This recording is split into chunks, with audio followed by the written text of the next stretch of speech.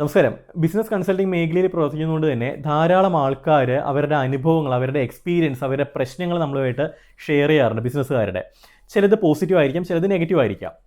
അവരുടെ പ്രശ്നങ്ങളായിരിക്കാം. കാരണം അവരുടെ പ്രശ്നങ്ങൾ എങ്ങനെയെങ്കിലും അതിനൊരു സൊല്യൂഷൻ കണ്ടെത്തണം എന്നുള്ള ഉദ്ദേശത്തിലാണ് നമ്മളെ കണക്ട് ചെയ്യുന്നത്. അപ്പം കഴിഞ്ഞ കുറച്ച് മാസങ്ങളായിട്ട് കുറച്ചധികം പ്രശ്നങ്ങൾ ആൾക്കാർ ഷെയർ ചെയ്യുന്നതിൽ നിന്ന് ഞാൻ മനസ്സിലാക്കിയിട്ടുള്ള കുറച്ച് കാര്യങ്ങൾ നിങ്ങളുമായിട്ട് ഷെയർ ചെയ്യാം. അതായത് ഒരേ പാറ്റേണിലുള്ള കുറച്ചധികം പ്രശ്നങ്ങൾ ആൾക്കാർ ഷെയർ ചെയ്യുകയുണ്ടായി.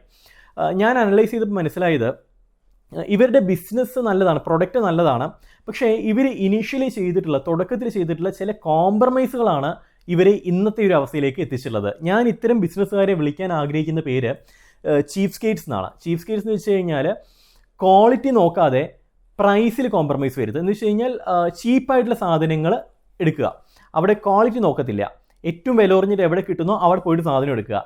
ഇത്തരത്തിൽ ഉള്ള ആൾക്കാർ നമ്മുടെ നാട്ടിലുണ്ടല്ലോ.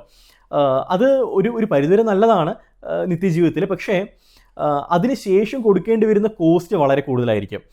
ഇപ്പം നമ്മളൊരു ബ്രാൻഡഡ് അല്ലാത്തൊരു പ്രൊഡക്റ്റ് വാങ്ങിയെന്ന് വിചാരിക്കുക, ഒരു വാച്ച് വാങ്ങിയെന്ന് വിചാരിക്കുക ചെറിയ കാശിന്. ഇത് ഇടയ്ക്കിടയ്ക്ക് കേടുവന്ന് അത് റിപ്പയർ ചെയ്ത് അത് പുതിയത് മാറ്റുന്ന ആ ഒരു കാശ് ഉണ്ടെങ്കിൽ നമുക്ക് നല്ലൊരു ബ്രാൻഡഡ് വാച്ച് വാങ്ങിക്കഴിഞ്ഞാൽ ഇതിന് ചിലവാക്കുന്ന ആ ഒരു കാശ് അത് വെച്ച് നോക്കുന്ന സമയത്ത് എത്രയോ കുറവായിരിക്കും അതിൻ്റെ കാലാവധി നോക്കുന്ന സമയത്ത്. ഇതേപോലെ തന്നെയാണ് ബിസിനസ്സിനകത്ത്. നമ്മൾ ചീപ്പായിട്ടുള്ള സാധനങ്ങൾ അന്വേഷിച്ച് പോയി കഴിഞ്ഞാൽ പലപ്പോഴും നമ്മൾ എത്തുന്നത് വലിയ ദുരന്തത്തിലേക്കായിരിക്കും. അത്തരത്തിൽ ബിസിനസ്സിൻ്റെ ഇനിഷ്യലി ആൾക്കാർ വരുത്തുന്ന കുറച്ച് ചീപ്പായിട്ടുള്ള ചോയ്സസ്, അതിൽ പ്രത്യേകിച്ച് കുറച്ച് കാറ്റഗറീസ് ഉണ്ട്. അതിലൊന്ന് ഇതിൻ്റെ ലീഗാലിറ്റിയിലാണ്, രണ്ടാമത്തെ ഇതിൻ്റെ പാക്കേജിങ്ങിലാണ്, മൂന്നാമത്തെ ഇതിൻ്റെ ബ്രാൻഡിങ്ങിലാണ്, നാലാമത്തെ ഇതിൻ്റെ മാർക്കറ്റിങ്ങിലാണ്. ബ്രാൻഡിങ്ങിൻ്റെ കാര്യമൊക്കെ പറയുകയാണെന്നുണ്ടെങ്കിൽ എവിടെന്നെങ്കിലുമൊക്കെ ഗൂഗിളിൽ നിന്നൊക്കെ കിട്ടുന്ന ലോഗോ വെച്ചുകൊണ്ടും പേര് വെച്ചുകൊണ്ടൊക്കെ ഇവർ അങ്ങ് ബിസിനസ് അങ്ങ് സ്റ്റാർട്ട് ചെയ്യും. ഏതെങ്കിലുമൊക്കെ പാക്കേജിങ് കോപ്പി അടിച്ചുകൊണ്ട് ബിസിനസ് സ്റ്റാർട്ട് ചെയ്യും. ഞാൻ ഒരുപാട് വീഡിയോസിൽ പറഞ്ഞിട്ടുള്ളതാണ്. അത്തരത്തിൽ ആൾക്കാർ ഒരിക്കലും അത്തരം ബിസിനസ്സുകാർ ഇതുവരെയായിട്ട് സക്സസ്ഫുൾ ആയതായിട്ട് കണ്ടിട്ടില്ല. അത് ഞാൻ നിങ്ങളെൻ്റെ പഴയ വീഡിയോസ് എടുത്ത് നോക്കിക്കഴിഞ്ഞാൽ മനസ്സിലാവും. ഇത്തരത്തിൽ കുറേ സ്റ്റോറീസ് ഞാൻ ഷെയർ ചെയ്തിട്ടുണ്ട്. ഒരിക്കലും ഇതുവരെ ആരും അത്തരത്തിൽ സക്സസ്ഫുൾ ആയിട്ടില്ല. ഏതെങ്കിലും ഒരു സ്റ്റേജിൽ ഇവർക്ക് പിടിവീഴും, ഇവരെ ഇവരെ ബിസിനസ് പൂട്ടേണ്ട ഒരു അവസ്ഥയിലേക്ക് എത്തും. അതുപോലെ തന്നെയാണ് മാർക്കറ്റിംഗ് വലിയ രീതിയിൽ കോംപ്രമൈസ് വരുന്നത്. പ്രൊഡക്റ്റ് നല്ലതാണ്, പിന്നെ മാർക്കറ്റിംഗ് ചെയ്യേണ്ട ആവശ്യമുണ്ടോ എന്ന് പറഞ്ഞുകൊണ്ട് മാർക്കറ്റിംഗ് ചെയ്യാത്തൊരു അവസ്ഥയിലേക്ക് നിൽക്കുക. അതും ബിസിനസ്സിനെ വലിയ രീതിയിൽ ബാധിക്കുന്നൊരു പ്രശ്നമാണ്. അതുപോലെ തന്നെ പ്രോഡക്റ്റിൻ്റെ പാക്കേജിങ് നല്ല ഉൽപ്പന്നമായിരിക്കും, ക്വാളിറ്റിയുള്ള സാധനമായിരിക്കും, പക്ഷേ പാക്കേജിങ് അത്രത്തോളം ക്വാളിറ്റി ഉണ്ടാവില്ല. ആൾക്കാർ ഇന്ന് പ്രൊഡക്റ്റ് എടുക്കുന്നതിൻ്റെ പ്രൈമറി റീസൺ എന്ന് പറയുന്നത്, അല്ലെങ്കിൽ ആദ്യം ഒരു പ്രൊഡക്റ്റ് ഒരു വ്യക്തി എടുക്കണമെന്നുണ്ടെങ്കിൽ അതിൻ്റെ പാക്കേജിങ് ഭംഗിയുള്ളതായിരിക്കണം. എങ്കിൽ ഈ പറയുന്ന ജെൻസി എന്ന് പറയുന്ന കാറ്റഗറി നമുക്ക് ആകർഷിക്കാനായിട്ട് കഴിയത്തുള്ളൂ. ആ ഒരു external appearance it should be good. അപ്പം അവിടെ കോംപ്രമൈസ് ചെയ്യുന്നു. ഇത്തരത്തിലുള്ള ഒരുപാട് മിസ്റ്റേക്സ് ആൾക്കാർ വരുന്നുണ്ട്. അപ്പോൾ അതിനോടൊപ്പം തന്നെ ഞാൻ കൂടുതൽ പ്രവർത്തിക്കുന്ന ഒരു മേഖല അതിൻ്റെ ലീഗൽ സൈഡ് കൂടി ആയതുകൊണ്ട് തന്നെ, ലീഗൽ സൈഡ് മാത്രമല്ല, ഞാൻ പല മേഖല ഉണ്ടെന്നുണ്ടെങ്കിൽ ലീഗൽ സൈഡിലാണ് കൂടുതലായിട്ടും എൻ്റെ കോർ കോമ്പറ്റൻസ് വരുന്നത്. അപ്പം ഈ ലീഗൽ സൈഡിൽ വരുന്ന കുറേ പ്രശ്നങ്ങൾ അത് ഈ സംരംഭകരെ വലിയ രീതിയിൽ കുഴപ്പത്തിലാക്കുന്നുണ്ട്. പ്രത്യേകിച്ച് ഇപ്പോൾ ട്രേഡ് മാർക്കിൻ്റെ കേസ് എടുക്കുകയാണെന്നുണ്ടെങ്കിൽ 500 രൂപ 1000 രൂപയൊക്കെ ലാഭത്തിന് വേണ്ടിയിട്ട് വളരെ ചീപ്പായിട്ട് ട്രേഡ് മാർക്ക് എടുത്തു കൊടുക്കുന്ന ടീംസ് ഉണ്ട്. അവരെ സമീപിച്ച് ട്രേഡ് മാർക്ക് എടുക്കുന്നു. കാരണം അവരൊന്നും പറയത്തില്ല, അവർ പ്രത്യേകിച്ച് കൺസൾട്ടേഷൻസോ അങ്ങനത്തെ കാര്യങ്ങളൊന്നും തരത്തില്ല. ആ പേരിൽ ട്രേഡ് മാർക്കിന് അപ്ലൈ ചെയ്യുന്നു, ബിസിനസ് നിങ്ങൾ സ്റ്റാർട്ട് ചെയ്യുന്നു. ഒരു സ്റ്റേജിൽ എത്തുന്ന സമയത്ത് നിങ്ങൾക്ക് ഒബ്ജക്ഷൻ വരുന്നു, ഹിയറിംഗിന് അപ്പിയർ ചെയ്യുന്നു. അപ്പോഴൊക്കെ പറയാൻ സാർ ഒന്ന് കുഴപ്പമില്ല, ഇതൊക്കെ നമുക്ക് സാധാരണ വരുന്നതാണ്, നമുക്ക് അപ്പിയർ ചെയ്യാന്നൊക്കെ പറഞ്ഞ് അതിലേക്ക് പോകുന്നു. ഇതിന് ഒപ്പോസിഷൻ വരുന്നു. ഒപ്പോസിഷൻ വന്നത് വർഷങ്ങൾ നീണ്ടു പോകുന്നു. അവസാനം നിങ്ങൾക്ക് ആ പേര് കിട്ടാത്തൊരു അവസ്ഥയിലേക്ക് വന്നു. അപ്പോഴേക്കും നിങ്ങൾ അത്യാവശ്യം കുഴപ്പമില്ലാത്ത ആൾക്കാരുടെ ഇടയിലേക്ക് ഈ ബ്രാൻഡ് എത്തിച്ചിട്ടുണ്ടാകും. അവസാനം നിങ്ങൾ ഈ ബ്രാൻഡ് തന്നെ സ്റ്റോപ്പ് ചെയ്യേണ്ടതായിട്ടുള്ളൊരു അവസ്ഥയിലേക്ക് വരുന്നു. അല്ലെങ്കിൽ നിങ്ങൾക്ക് ട്രേഡ് മാർക്ക് ഇൻഫ്രിഞ്ച്മെൻറ്റ് നോട്ടീസ് വരുന്നു. നിങ്ങളുടെ ബിസിനസ് തന്നെ ക്ലോസ് ചെയ്യുന്നൊരവസ്ഥ എത്ര പേർക്കാണെന്ന് അറിയാമോ അത്തരത്തിൽ സംഭവിച്ചിട്ടുള്ളത്? കാരണം പ്രശ്നം ഇതാണ്, ട്രേഡ് മാർക്കിലെ ഏറ്റവും ക്രൂഷ്യലായിട്ടുള്ള ഭാഗം എന്ന് പറയുന്നത് ഇനീഷ്യലി നടത്തുന്ന അതിൻ്റെ ഒരു അവൈലബിലിറ്റി ചെക്കും അതിൻ്റെ ഒരു റിസ്ക് അനാലിസിസുമാണ്. ഇത് വളരെ എക്സ്പേർട്ടായിട്ടുള്ള ഒരു കൺസൾട്ടൻറ്റിന് മാത്രമായിരിക്കും ചെയ്യാൻ കഴിയുന്നത്. അവിടെ നമുക്കറിയാം, ഒരു ഓർഗനൈസേഷൻ റൺ ചെയ്യുന്ന സമയത്ത് ഡെഫിനറ്റ്ലി ഒരുപാട് എംപ്ലോയീസൊക്കെ ഉള്ളൊരു ഓർഗനൈസേഷൻ ആണെന്നുണ്ടെങ്കിൽ, ഒരുപാട് ബ്രാഞ്ചുകളുള്ള ഒരു ഓർഗനൈസേഷൻ ആണെന്നുണ്ടെങ്കിൽ, അവർക്ക് നിലനിന്ന് പോകണമെന്നുണ്ടെങ്കിൽ പലപ്പോഴും എത്തിക്സ് ചെറിയ രീതിയിലെങ്കിലും അവർക്ക് കോംപ്രമൈസ് ചെയ്യേണ്ടതായിട്ട് വരും. അല്ലാത്ത പക്ഷം അവർ വലിയ രീതിയിലുള്ള പേയ്മെൻറ്റ് വാങ്ങിക്കൊണ്ട് അവർക്ക് ചെയ്യേണ്ടതായിട്ട് വരും. എത്തിക്സ് കോംപ്രമൈസ് ചെയ്യുന്ന സമയത്ത് പ്രശ്നം അവിടെ ടാർഗറ്റ് അവർ വെക്കുന്നുണ്ടാവും. ആ ടാർഗറ്റ് വെച്ച് കഴിഞ്ഞാൽ അവർക്ക് മാക്സിമം കൺവേർഷൻസ് നടത്തണമെന്നുണ്ടെങ്കിൽ എങ്ങനെയെങ്കിലും നിങ്ങളുടെ ആ പേര് വാങ്ങി ട്രേഡ് മാർക്കിന് അപ്ലൈ ചെയ്യണം. കിട്ടുമോ കിട്ടില്ലോ ദാറ്റ് ഡസൻറ്റ് മാറ്റർ.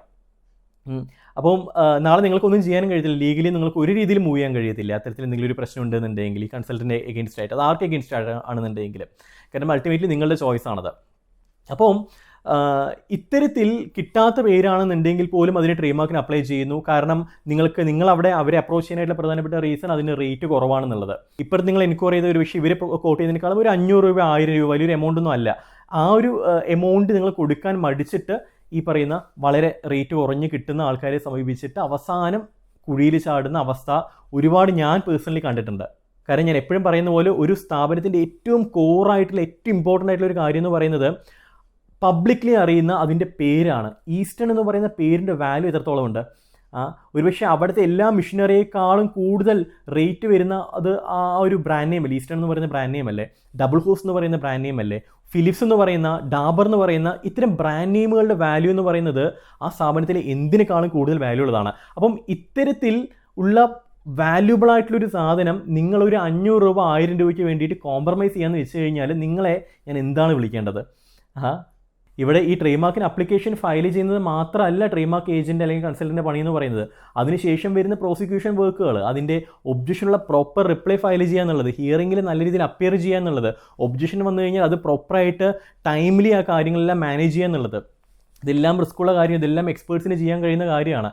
അവിടെ നിങ്ങൾ കോംപ്രമൈസ് വരുത്തി കഴിഞ്ഞാൽ അത് നിങ്ങളെ പിന്നെ ഒന്നും പറഞ്ഞിട്ട് കാര്യമില്ല, റൈറ്റ്? ആ ബിസിനസ് പിന്നെ ഒരിക്കലും നിങ്ങൾക്ക് നല്ല രീതിയിൽ കൊണ്ടുപോകാനും കഴിയത്തില്ല. ഇത് മാത്രമല്ല, പലരും ഞാൻ മനസ്സിലാക്കിയത് അവർ ബിസിനസ് ആരംഭിച്ചെടുക്കാനായിട്ട് അവർക്ക് ഒരുപാട് താമസം വരുന്നു. പ്രത്യേകിച്ച് ഇപ്പോൾ ഫുഡിൻ്റെയൊക്കെ ബിസിനസ് ആണെന്നുണ്ടെങ്കിൽ ഫുഡ് സേഫ്റ്റി ലൈസൻസ് എടുക്കാനായിട്ട് അത് 3 മാസം 4 മാസമൊക്കെ വെയിറ്റ് ചെയ്തിട്ട് പലർക്കും ഫുഡ് സേഫ്റ്റി കിട്ടിയിട്ടുള്ള ഒരു കേസ് ഉണ്ട്. ഇതിനുള്ള പ്രധാനപ്പെട്ട കാരണം നമ്മൾ കൃത്യമായിട്ട് നിയമം പാലിച്ചുകൊണ്ട് ഒരു കാര്യം ഫയൽ ചെയ്യുകയാണെന്നുണ്ടെങ്കിൽ ഫുഡ് സേഫ്റ്റി ലൈസൻസ് ഒക്കെ നമുക്ക് ഏകദേശം ഒരു 10-15 ദിവസത്തിൽ നമുക്ക് കിട്ടും. ഇത് പാലിച്ചില്ല എന്നുണ്ടെങ്കിൽ അത് റീസബ്മിഷൻ വീണ്ടും വന്ന് അവസാനം 2-3 മാസം നീണ്ടുപോകും. അപ്പം നിയമങ്ങൾ അവിടെ കൃത്യമായിട്ട് എഴുതി വെച്ചിട്ടുണ്ട്. ഈ കാര്യങ്ങൾ കൃത്യമായിട്ട് നമ്മൾ പാലിച്ചാൽ മതിയാവും. അപ്പം പ്രശ്നം വയ്ക്കുന്നത് ഇത് അപ്ലൈ ചെയ്യുന്ന ആൾക്കാർക്ക് ഇതിൻ്റെ ഒരു നിയമത്തെക്കുറിച്ചിട്ട് പ്രോപ്പറായിട്ടുള്ളൊരു അവയർനെസ് ഇല്ല. അതുകൊണ്ട് തന്നെ നിങ്ങളോടൊന്ന് പറയുന്നു, അവർക്ക് കിട്ടുന്ന റിസൾട്ട് മറ്റൊന്ന്. അപ്പോൾ നിങ്ങളോട് വാങ്ങുന്ന ഡോക്യുമെൻറ്റ് വെച്ചുകൊണ്ട് അവർ ഫയൽ ചെയ്യുന്നു, അങ്ങനെയല്ല ശരിക്കും ഫയൽ ചെയ്യേണ്ടതെന്നുള്ളവർ അത് പിന്നീട് റീസബ്മിഷൻ വരുന്ന സമയത്തായിരിക്കും അവർ മനസ്സിലാക്കുന്നത്. ഇത്തരത്തിൽ സമയം നീട്ടിപ്പോയി. ഇതിനുള്ള പ്രധാനപ്പെട്ട കാരണം ഇതാണ്. ഏറ്റവും കുറഞ്ഞ പ്രൈസിൽ നിങ്ങൾ ചെയ്യാനായിട്ട് നോക്കുന്നു. കാരണം എക്സ്പേർട്ട് അല്ലാത്തൊരു വ്യക്തി ഡെഫിനറ്റ്ലി അവൻ ചെയ്യുന്നത് എന്താണ്? ഏറ്റവും കുറഞ്ഞ പ്രൈസിൽ ഒരു സാധനം വിൽക്കാനായിട്ട് നോക്കും, അല്ലേ? If he's an expert in A particular domain definitely you should pay more, അല്ലേ? ഇപ്പോൾ ഒരു കേസില്ലാത്ത വക്കീലാണെന്നുണ്ടെങ്കിൽ ആ വക്കീലിൻ്റെ ഫീസ് എന്ന് പറയുന്നത് വളരെ കുറവായിരിക്കും. കാരണം അവൻ എങ്ങനെയെങ്കിലും കച്ചവടം കിട്ടണം.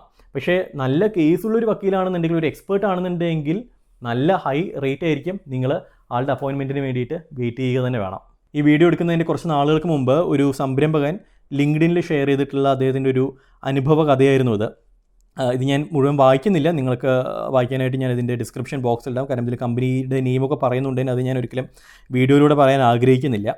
അപ്പോൾ നിങ്ങൾക്കൊന്ന് വായിച്ച് നോക്കാം. അപ്പോൾ നിങ്ങൾക്ക് മനസ്സിലാവും എത്രത്തോളം ഈ ഒരു മേഖലയിൽ സ്കാമുകൾ നടക്കുന്നുണ്ട് എന്നുള്ളത്. സ്കാം അല്ല, അത് it is actually unethical practice. അതിന് സ്കാമെന്ന് നമുക്ക് പറയാൻ കഴിയത്തില്ല ടോട്ടലി, പക്ഷേ അതൊരു അൺഎത്തിക്കൽ പ്രാക്ടീസാണ്. ഓൺലി ബിക്കോസ് അവർക്ക് ടാർഗറ്റ് മീറ്റ് ചെയ്യണം എന്നുള്ള ഉദ്ദേശത്തിൽ ചെയ്യുന്ന പല കാര്യങ്ങളും ഇതിനകത്ത് നടക്കുന്നുണ്ട് എന്നുള്ളത് നിങ്ങൾ മനസ്സിലാക്കുക. സോ അതുകൊണ്ട് തന്നെ അറ്റ്ലീസ്റ്റ് ബിസിനസ്സിൻ്റെ ഫസ്റ്റ് സ്റ്റേജിലെങ്കിലും നിങ്ങൾ ഈ പറയുന്ന ചീപ്പായിട്ടുള്ള സാധനങ്ങൾ പ്രിഫർ ചെയ്യാതിരിക്കുക. ക്വാളിറ്റിയുള്ള സാധനങ്ങൾ ഫ്രം ക്വാളിഫൈഡ് പേഴ്സൺസ് എടുക്കാനായിട്ട് നോക്കുക. മറ്റൊരു വിഷയമായിട്ട് കാണുമ്പോൾ Siju Rajan signing off. Good bye.